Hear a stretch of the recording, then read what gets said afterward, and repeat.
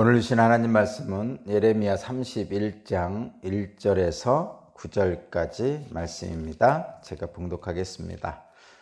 나 주의 말이다. 때가 오면 나는 이스라엘 모든 지파의 하나님이 되고 그들은 나의 백성이 될 것이다.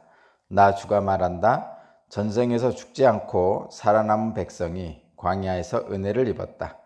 이스라엘이 자기 안식처를 찾아 나섰을 때에 나 주가 먼 곳으로부터 와서 이스라엘에게 나타나 주었다. 나는 영원한 사랑으로 너를 사랑하였고 한결같은 사랑을 너희에게 베푼다. 전혀 이스라엘아, 내가 너를 일으켜 세우겠으니 내가 다시 일어날 것이다. 너는 다시 너의 소굴을 들고 흥에겨 춤을 추며 나오게 될 것이다. 내가 너로 다시 사마리아 산마다 포도원을 만들 수 있게 하겠다. 포도를 심은 사람이 그 열매를 따먹게 하겠다. 에브라임 산에서 파수꾼이 어서 시온으로 올라가 주 우리의 하나님 앞으로 나아가자 하고 외치는 날이 반드시 올 것이다. 참으로 나 주가 말한다. 너희는 기쁨으로 야곱에게 환호하고 세계 만민의 머리가 된 이스라엘에게 환성을 올려라. 주님의 백성을 구원해 주십시오. 이스라엘의 남은 자를 구원해 주십시오. 이렇게 선포하고 찬양하여라. 내가 그들을 북녘 땅에서 데리고 오겠으며 땅의 맨 끝에서 모아오겠다. 그들 가운데는 눈먼 사람과 다리 저는 사람도 있고 임신한 여인과 해산한 여인도 있을 것이다. 그들이 큰 무리를 이루어 이곳으로 돌아올 것이다. 그들이 눈물을 흘리면서 돌아올 것이며 그들이 간구할 때 내가 그들을 인도하겠다. 그들이 넘어지지 않게 평탄한 길로 인도하여 물이 많은 시냇가로 가게 하겠다. 나는 이스라엘의 아버지이고 에브라임은 나의 맏아들이기 때문이다. 아멘.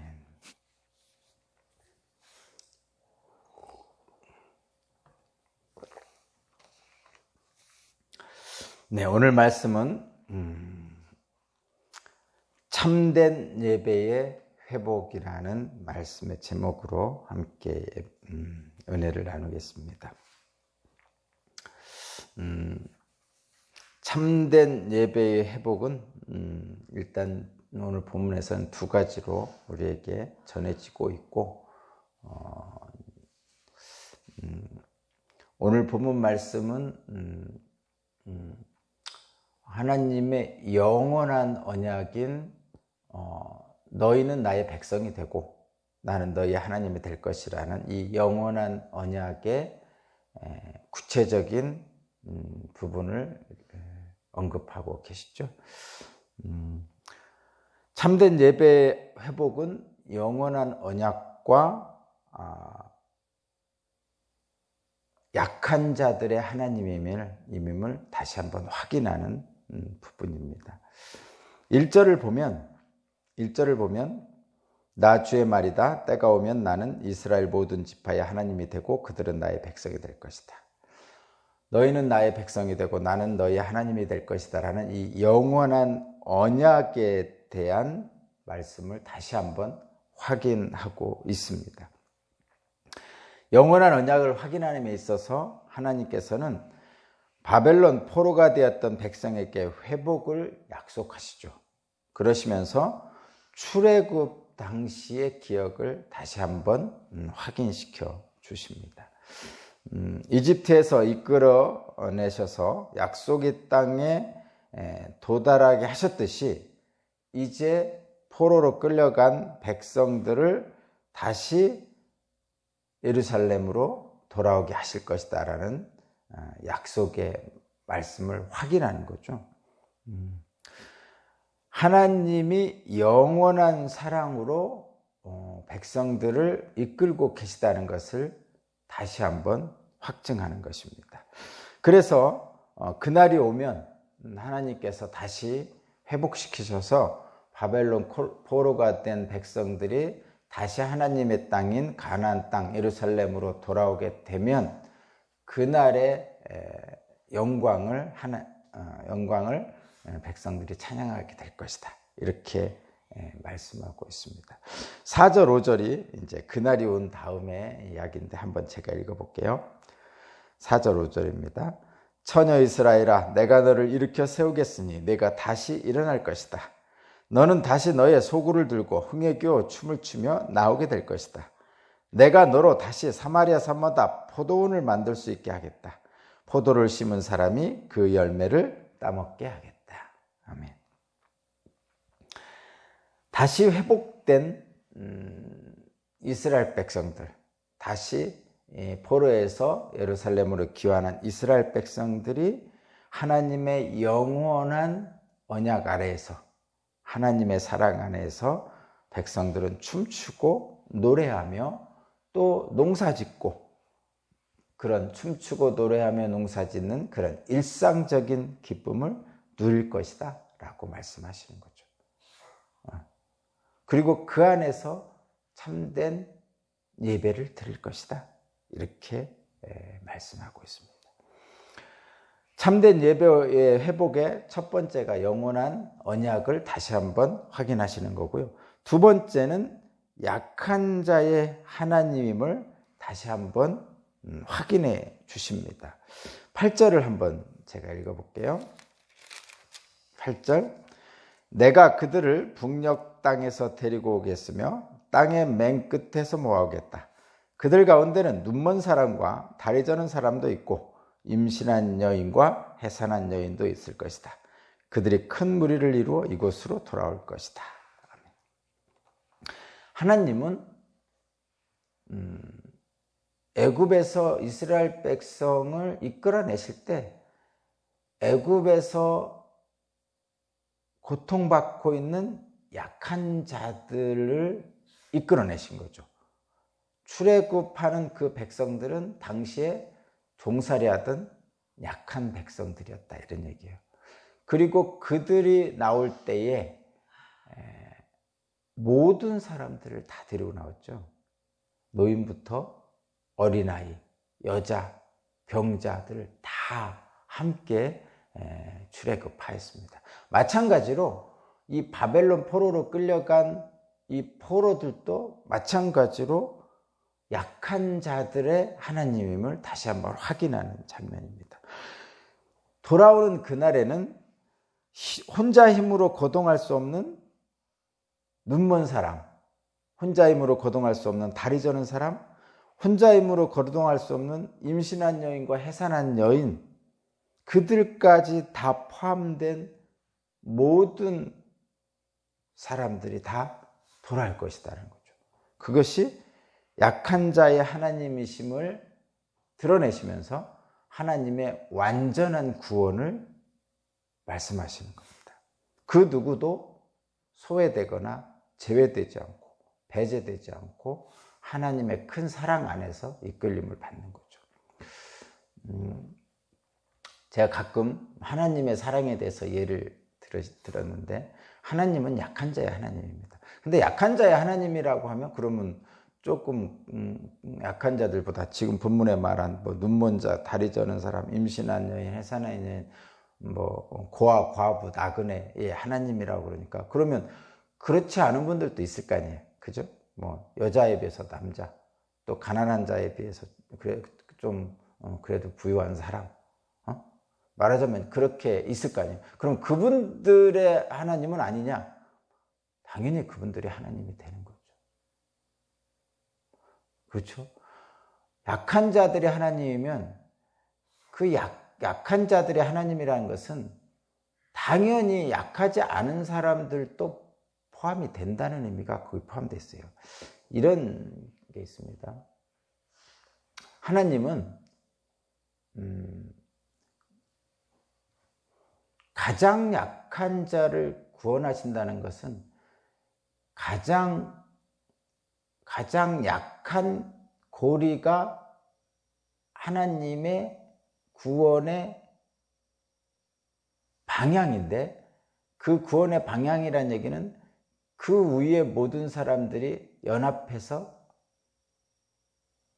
하나님의 복을 누린다는 것입니다. 그래서 교회는 이런 거죠. 교회는 정말 다양한 사람들이 보이잖아요.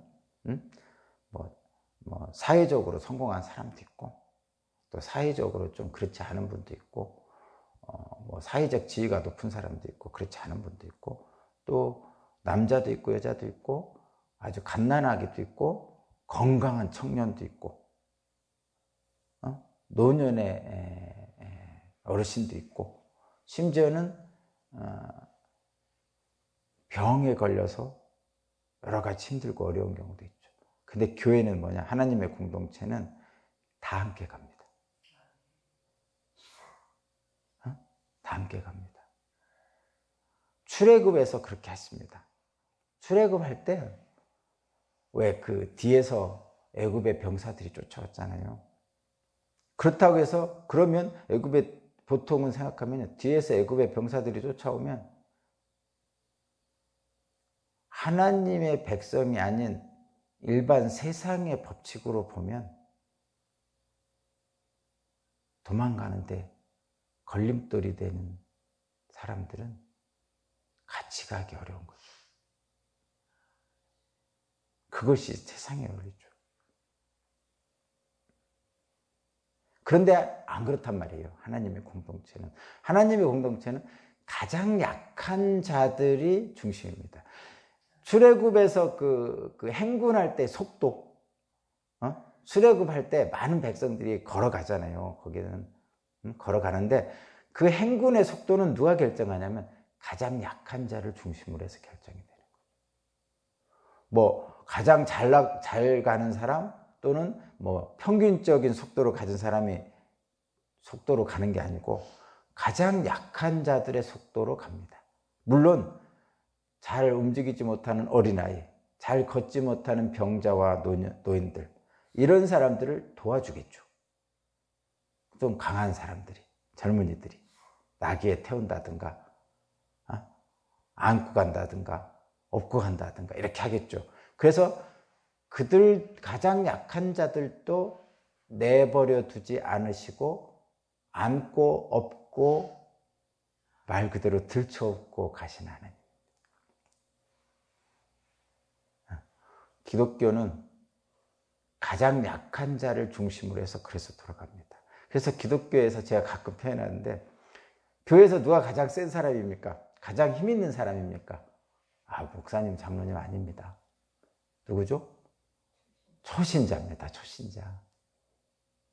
가장 처음 교회에 온 사람이 교회에서는 가장 힘이 센 사람입니다. 왜냐하면 그들이 가장 약한 믿음을 가지고 있기 때문이죠.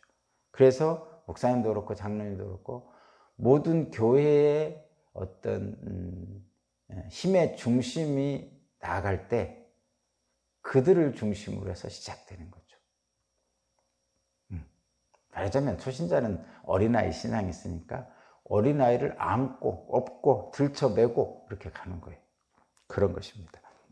자, 오늘 본문에 하나님의 영원한 사랑을 다시 한번 확인하면서 약한 자의 하나님을 강조하고 있어요. 이것이 바로 참된 예배의 회복을 우리에게 상징적으로 보여주는 부분입니다. 그러면 참된 예배의 회복이 이제 하나님의 영원한 사랑을 확증시켜 주는 건데, 그러면 어떻게 예배를 드리는 것이 참된 예배의 회복이냐? 오늘 본문은 구약 성경의 영원한 언약에 대해서부터 시작됐죠. 영원한 언약, 너희는 나의 백성이 되고 나는 너희 하나님이 될 것이다. 근데 이 영원한 언약인 이 언약이 예수님을 통해서 확증되는데 그 확증이 사마리아 여인을 통해서 확증됩니다. 요한복음 4장에 보면 사마리아 여인, 우물가 여인과 대화하는 장면이 나옵니다. 한번 볼까요? 요한복음 4장 20절. 요한복음 4장 20절.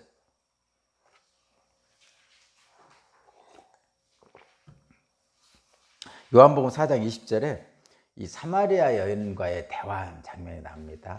그 우물가 여인과. 그래서 이제 이렇게 얘기하죠. 사마리아 여인이 질문을 합니다. 20절.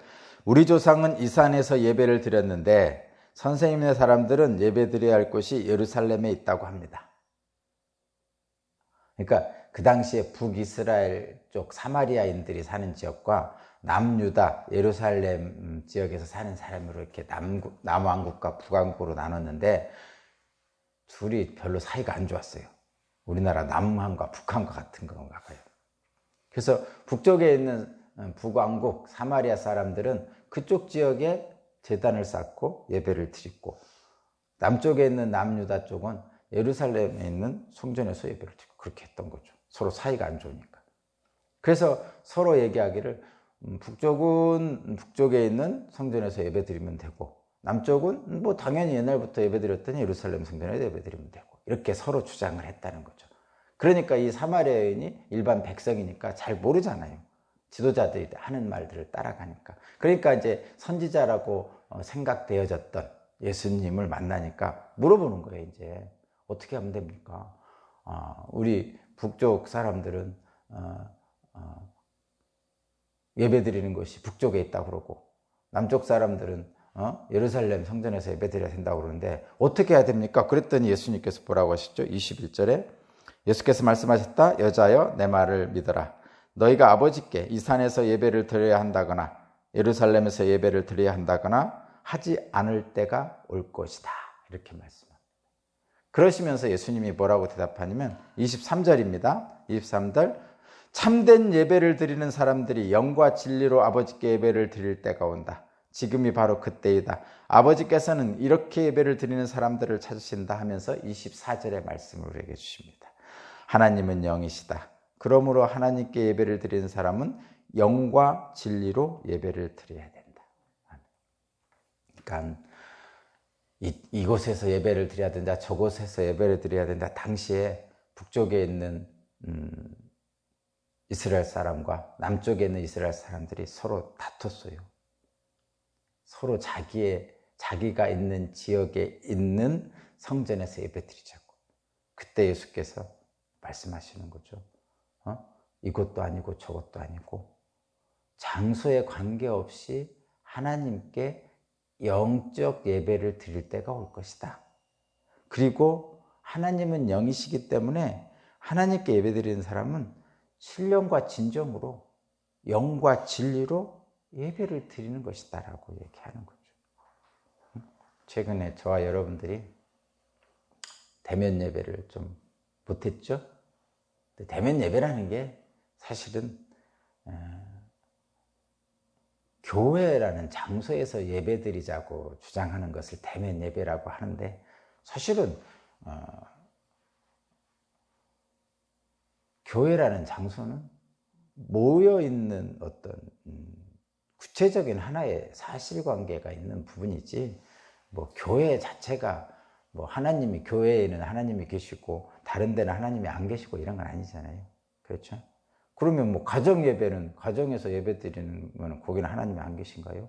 뭐 속회 예배는 하나님이 안 계신가요? 그런 건 아니죠.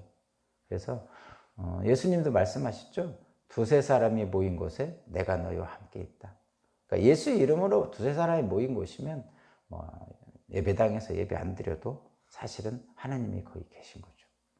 다만 예배당이 있다는 것은 모든 사람들이 주일에는, 안식일에는 또는 주일에는 그곳에 함께 모여서 예배 드리는 것이 어떤 관습적으로, 또는 그래야 좀 사람들도 만나고 하나님과의 교제하면서 사람들과의 교제도 하고 이렇게 하는 거죠. 그래서 당연히 함께 모여서 예배 드리는 장소로서의 교회라는 건물이 필요한 것입니다.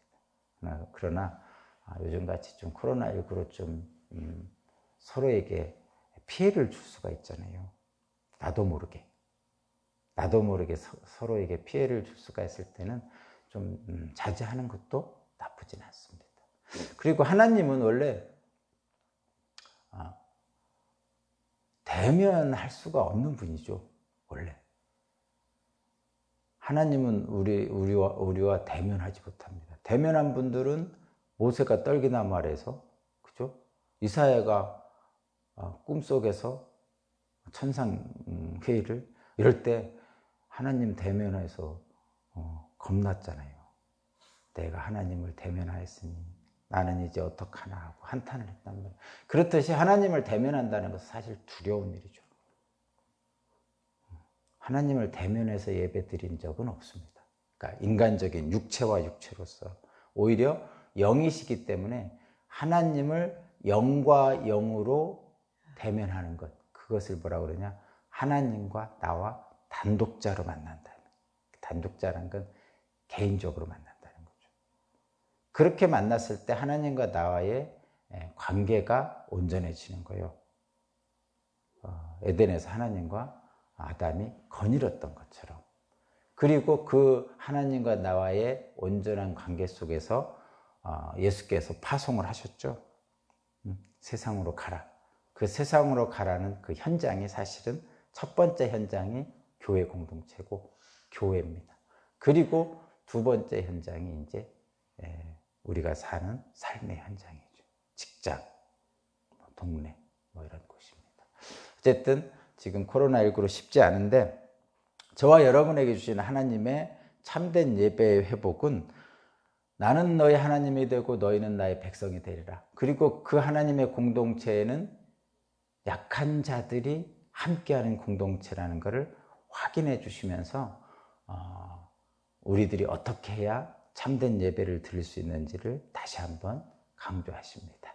회복이 되는 그 하나님, 회복해 주시는 그 하나님을 통해서 오늘도 큰 힘과 위로를 받으시고 힘을 내시기 바랍니다. 어제 예산군청에서 문자가 왔는데 홍성의 어떤 분하고 접촉자가 한 명이 확진됐다고 그러는데 우리 군 얘기인지는 잘 모르겠습니다. 어쨌든 코로나가 우리 주변으로 바싹 다가와 있습니다. 좀 가능하면 좀 이동을 자제하시고 특별히 우리 노년층에 계신 분들은 기저질환이 있으신 분들은 가능하면 이동을 자제하시고 참아주시기 바랍니다. 하나님께서 도와주실 줄로 믿습니다. 기도드리겠습니다. 은혜와 자비가 풍성하신 하나님, 소망의 하나님께서 오늘도 우리를 사랑하신다는 말씀을 주시니 감사합니다. 하나님의 영원한 사랑으로, 약한 자의 하나님으로 오늘도 우리와 함께 계시고 우리는 또 그런 하나님께 예배를 드릴 수 있도록 이끌어 주시니 감사합니다. 하나님은 영이시니 예배하는 자가 영과 진리로 예배할지니라라고 말씀하신 우리 주님의 말씀대로 우리 마음을 다하고 뜻을 다하여서 하나님을 섬기며 하나님의 말씀대로 살기를 원합니다. 하나님, 비록 세상이 어수선하고 힘들고 어려운 때이지만 하나님을 믿는 믿음으로 오늘도 승리하는 하루가 되게 하여 주옵소서. 말씀대로 순종하겠습니다. 내가 더 사랑하겠습니다. 내가 먼저 사랑하겠습니다. 감사드리며 예수 그리스도 이름으로 기도합니다. 아멘.